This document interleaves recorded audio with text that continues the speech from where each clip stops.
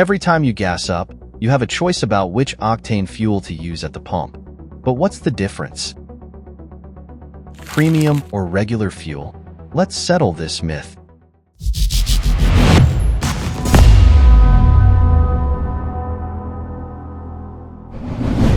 Premium fuel is more expensive, but is it always necessary? Let's break it down.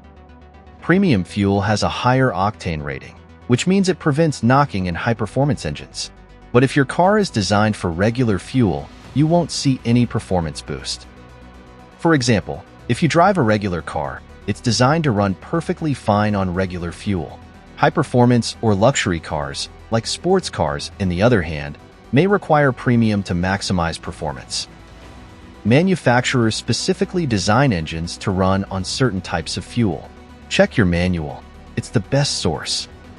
So, unless your car demands it, stick with regular and save some money. If you found this tip helpful, don't forget to like, subscribe, and hit the bell for more car myths busted. See you in the next video.